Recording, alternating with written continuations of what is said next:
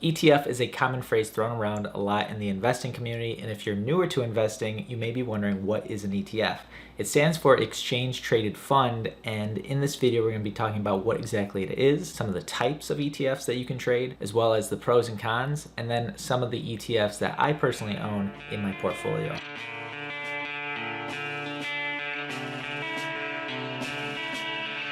At its core, it's a pretty simple security that basically tracks either an index, sector, commodity, or another asset. So you can think of it as a stock, but it can hold a bucket of stocks, and that would be an ETF. So something like the S&P 500, which is an index, can be traded through an index ETF known as SPY. If we look at the ticker symbol SPY, you can see that it trades throughout the day at different prices exactly like a stock. So if you wanted to buy at 10 o'clock in the morning, you can, and you can sell at 12. This is a much more liquid product versus something like a mutual fund. What's different about an ETF versus a stock is you can own multiple stocks under one ticker symbol. So SPY represents a ton of different stocks. You can look at the different sectors that the stocks are in, and you can see some of the top holdings that are in SPY. So for example, Apple is around 5.9% of the total ETF. So if Apple moves a lot, it has more of an impact being 5.9% of the ETF versus something like JP Morgan, which is only 1.29%.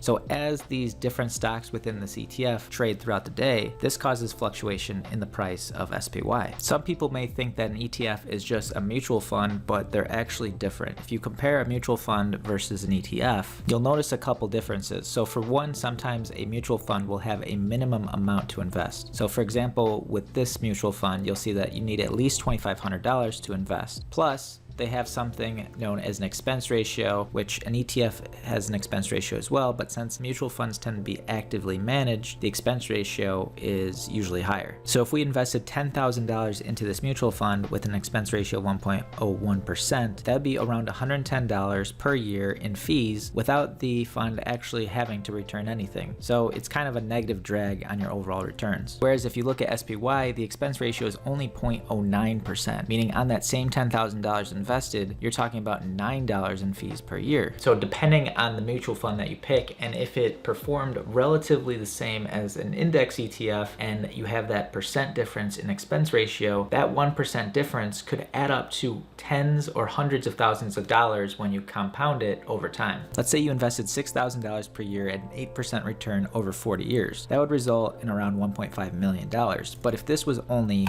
7%, you're talking about 1.2 million. So that's almost $300,000 worth of losses because of 1% difference. It can add up. That means you better pick a really, really good mutual fund. Another watch out for mutual funds is this load percentage. So 5.25% means if I invested $10,000, I would be paying $525 in essentially commissions to the broker or financial advisor, whoever recommended me to get into this mutual fund. And there's multiple types of ETFs out there. So we talked about SPY, which is an index ETF, so a basket of stocks, and you have the S&P 500, NASDAQ, Dow. All of those have index ETFs that track those indexes, whereas you can also have things like a bond ETF, an industry ETF, commodities, currencies, inverse. So you can see there's lots of different applications within the ETF industry and how you can track different assets. Where can I find these different ETFs for different sectors or bonds? I like to go to Vanguard because they have a very low expense ratio for their ETFs. So they have a section for US bonds,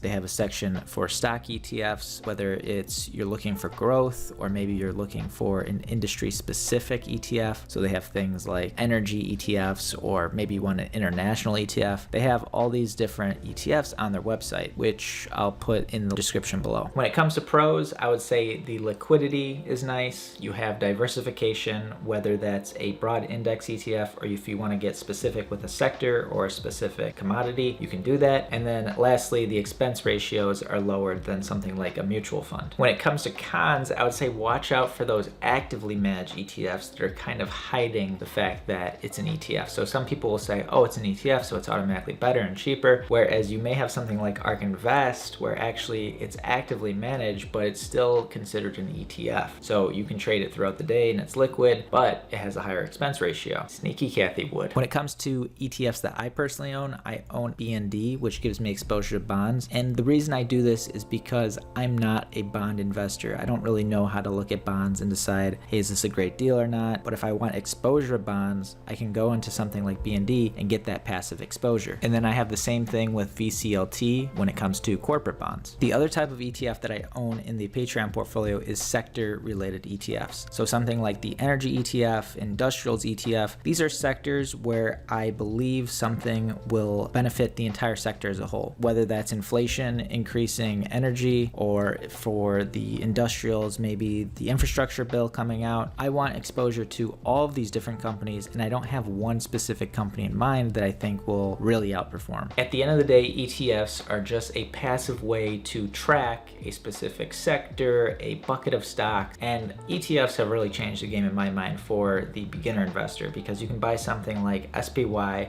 and get exposure to over 500 companies buying one stock. So it's great for diversification.